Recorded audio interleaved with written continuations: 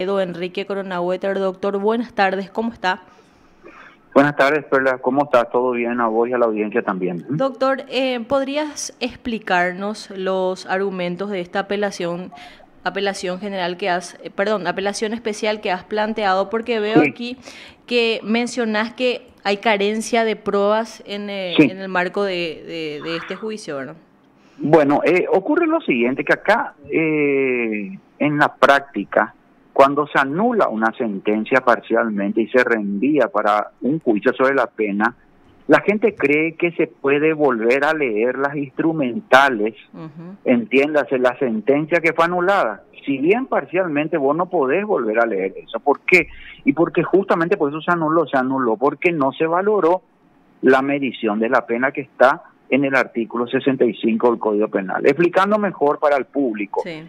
O sea, hoy yo tengo en el sistema procesal penal dos obligaciones como magistrado. La primera obligación es probar si el hecho existió y si por ese hecho yo soy reprochable.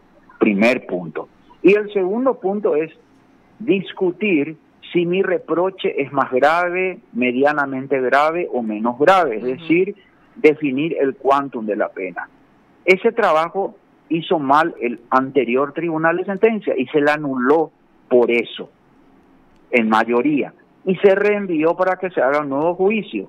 Y en ese contexto hay una norma del Código Procesal Penal que dice que cuando se va a hacer un juicio sobre la pena, el Ministerio Público, que tiene que cargar con la prueba por el artículo 53, debe ofrecer pruebas para medir la pena, porque si ya se dijo que se midió mal la pena, el momento del nuevo juicio es discutir con pruebas sobre el por qué hay elementos atenuantes o agravantes para aplicar la sanción a la persona a quien se le probó la conducta punible.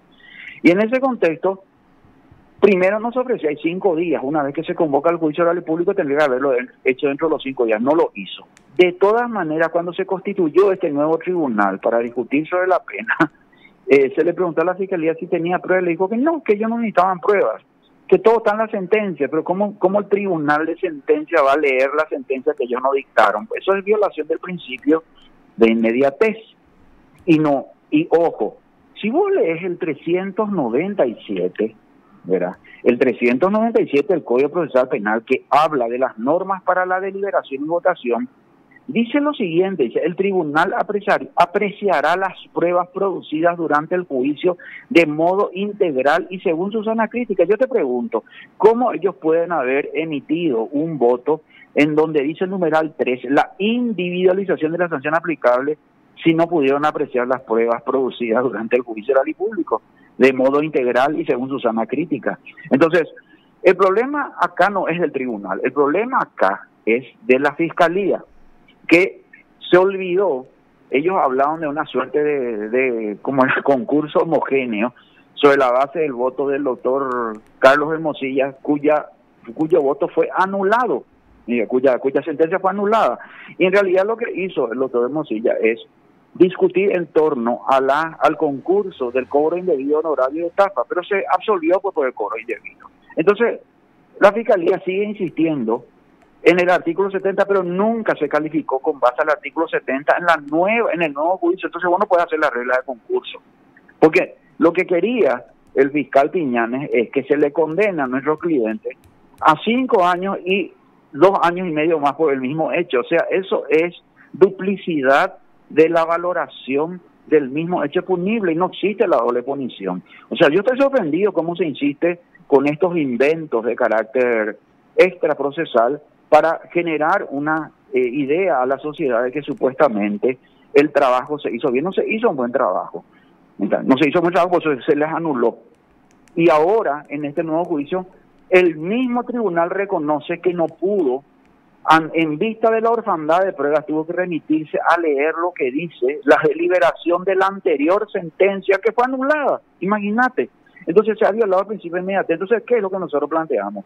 Como ya no podemos discutir la reprochabilidad, porque eso quedó firme, y eso yo ya lo entiendo, y lo entiende cualquier estudiante de Derecho de los primeros años, entonces yo lo que digo es, directamente pedimos la nulidad porque se aplicó una sanción midiendo cuestiones que no fueron objeto de prueba. Vos no podés aplicar una pena sin pruebas. O si no, estamos hablando de balde. ¿Para qué tener el juicio previo si al final del juicio previo no va a servir para nada? Lástima que ustedes, esos juicios no se transmiten, pero si vos hubieses asistido al juicio, ¿sabes cómo fue el juicio? Alegatos iniciales dijeron una cosa, y alegatos conclusivos repitieron inmediatamente, o sea, no hubo actividad probatoria. Entonces el tribunal se retiró a deliberar, y yo te pregunto, ¿cómo el tribunal puede formar su convicción si es que no había una sola prueba? Entonces, ¿qué es lo que planteamos nosotros? La nulidad de vuelta a esta sentencia por violación del principio de inmediatez, por violación de la ausencia de pruebas para poder deliberar y aplicar una sanción, y como propuesta final de solución es decisión directa, es decir, que se aplica la pena mínima. ¿Por qué la pena mínima? Porque el marco penal quedó definido entre 6 meses a 5 años, que es la estafa prevista en el artículo 187, inciso primero. Ni siquiera la Fiscalía se tomó la molestia de hablar del caso especialmente grave. ¿Me explico? Entonces, como vos no podés ya discutir, si vos vas a aplicar la pena de 1 año, 1 año y medio, 2 años, vos tenés que valorar pruebas, de cargo o de descargo. Como no hubo pruebas, entonces yo digo, tomemos el 65 y todos los elementos del 65 en caso de duda a favor del imputado y quedar con 6 meses. O, de última, la pena de multa, que también está prevista como respuesta punitiva en el artículo 187 del Código Penal. ¿Y por qué no hay problemas con respecto a la prueba? Porque ya quedó definido que el daño patrimonial es de 49 millones de guaraníes. Entonces tenés que dividir por los jornales diarios y entonces vas a encontrarte con 360 días multa que llega a ese monto. Entonces ahí no hay discusión probatoria y eso sería más o menos el estándar que podría dar una decisión directa, 6 meses o multa. Pero decir que la pena que correspondía a 2 años y encima tomarse la Fiscalía el tupé de decir que piden más penas. ¿Saben por qué? Porque ustedes leen la apelación de la Fiscalía, habla del supuesto concurso homogéneo, pero eso dijo en el considerando el tribunal. Pero en la parte dispositiva o resolutiva, que es lo único que vale, no dijo.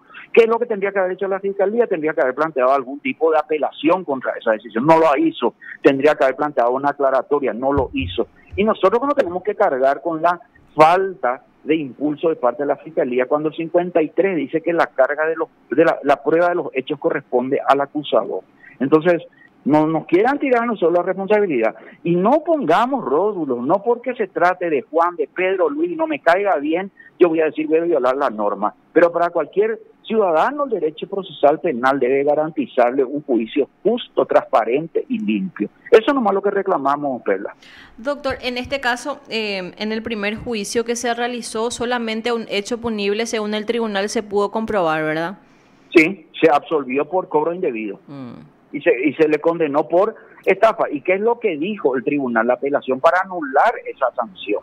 Dijo que no se hizo una medición de la pena para cada uno de los partícipes. Pero el problema es que la Fiscalía tendría que haber ofrecido pruebas para justamente medir la pena a cada una y no lo hizo. Entonces yo te pregunto, ¿qué hizo el tribunal?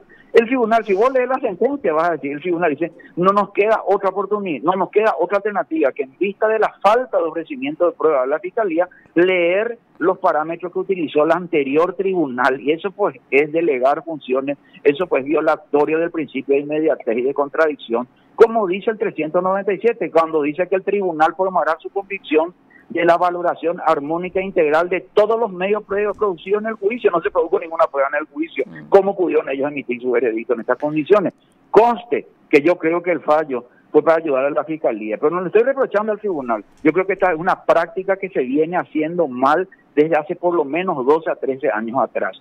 Todos están aplicando de esta manera, y eso es lo que yo le reclamo a la Corte Suprema de Justicia. En vez de estar dictando acordadas y hacer reuniones para cuestionar la actividad de los abogados, lo que tienen que hacer es ir a los juicios orales, observar cómo se están realizando los juicios, se van a dar cuenta de la pésima calidad de los juicios. Eso es lo que hay que empezar si queremos cambiar el sistema. Ahora, si vamos a seguir con este mismo de dictar una acordada por aquí, otra acordada por allá, para no hacer nada, estamos mal. Eso es lo que yo siempre cuestiono. Doctor, en este caso, al menos en las últimas decisiones a nivel de Cámara de Apelaciones, vemos que, por decirlo de alguna manera, se resuelve solamente hacer con relación a la pena. Desde tu criterio, al menos, doctor, ¿crees que esto beneficia de alguna manera también al sistema penal, siendo que ese nuevo tribunal, como usted menciona, no va a tener los pormenores de lo que fue la declaración de un testigo o la producción de una prueba? Claro, pero para eso, Perla, para eso se previó esa norma del Código Procesal Penal, que habla de que cuando vamos a discutir sobre la pena, se tiene que ofrecer pruebas. Yo te voy a nomás leer el 379. Sí. El juicio sobre la pena comenzará con la recepción de la prueba que se haya ofrecido para individualizarla, dice, prosiguiendo de allí en adelante según las normas comunes. O sea, ¿qué es lo que tienen que hacer ellos? Tienen que convocar a nuevo juicio. Al notificar tienen 5 días, como dice el artículo 365, ahí uno ofrece sus pruebas sobre las que ya fueron producidas en el primer juicio. Y entonces vos decís, estas pruebas van a servir para individualizar la pena. Y a partir de ahí se hace me explico, o hacer los alegatos sobre lo que vas a discutir, se producen las pruebas sobre la pena y luego el alegato final. Pero no se hizo, eso no se está haciendo. Entonces, yo también entiendo tu crítica, Perla. Sí. Yo también critico, hacer de vuelta un nuevo juicio es un trastorno para el sistema. No estaban los planes que se hagan 2 juicios porque, ojo, se pone en entredicho el único proceso. ¿Me explico? Sí. Vos me podés decir que se hizo, procesalmente hablando, en el caso de los empleados de la Cámara de Diputados tuvimos solamente un juicio. Mentira, tuvimos 2 juicios, porque vos podés medir exactamente el juicio anterior con este juicio. Y eso es violatorio del único proceso. Por eso yo entiendo que los tribunales tienen que hacer un esfuerzo y decir, está mal y vamos a decidir directamente. ¿Me explico? Sí. O sea, no reenviar como se está haciendo. Porque del momento que vos estás reenviando, estás de vuelta haciendo un nuevo debate, y el nuevo debate, para eso están estas normas que yo te dije sobre la pena, pero un nuevo debate significa una suerte de renunciamiento al único proceso, y eso sí es violatorio del artículo 17, inciso 4 de la Constitución. Doctor, ¿crees que, ya que hablaste de la Corte, que todo esto que está de alguna manera encarando una de las ministras de la Sala Penal, elaborar acordadas con relación a normas que ya se encuentran o a leyes que ya se encuentran en nuestro código y también en nuestra propia Constitución, sería la solución con relación a todo lo que se viene también realizando a nivel del Ministerio Público y del propio Poder Judicial? Yo creo que podría ser una alternativa, pero yo insisto en la capacitación. O sea, si vos no capacitas... El problema pues que, yo te soy honesto, Perla, yo estoy enseñando hace 30 años en la facultad. Yo, cuando estuve en la escuela judicial, yo me daba cuenta que cuando vos al docente, al que es fiscal, al que es juez, le querés enseñar más o menos, te digo, yo no necesito más que nadie me enseñe porque yo ya soy juez. Entonces está el argumento de autoridad. Entonces, yo te voy a decir lo que está pasando acá. Yo le entiendo a la doctora Carolina Llanes que dicta unas acordadas y que ella es la que impulsa la acordada. ¿Por qué? Porque está imponiendo el argumento de autoridad como ministra de la Corte. Pero en realidad yo no quiero que me respeten a mí porque soy autoridad. Yo quiero que me respeten porque tengo algún argumento jurídico que sea razonable y que sea un modo de solución al problema en el que nos hayamos inmerso. Entonces, hoy tenemos... yo ya no hablo de la mora judicial. Yo hablo del problema, la calidad de la administración de justicia, que es lo que a mí me preocupa, la calidad.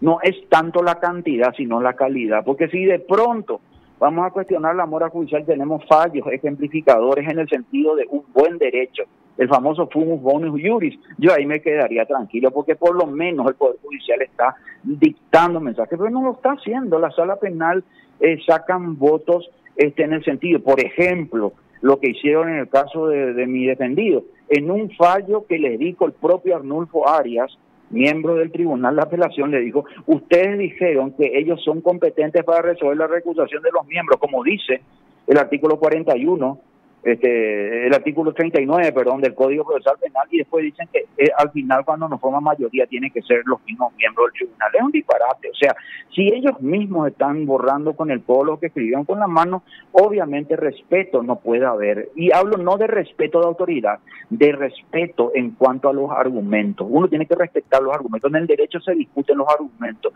porque si vamos a discutir solamente sobre la base de quién me gusta y quién no me gusta, entonces estamos haciendo un juicio de venganza, y eso no es el objetivo del debido proceso. Doctor, muchísimas gracias por este contacto y que tengas un excelente fin de semana. Igualmente para vos y toda la audiencia. Muchas gracias por la oportunidad. Hasta luego. Lo escuchaste aquí en PDS.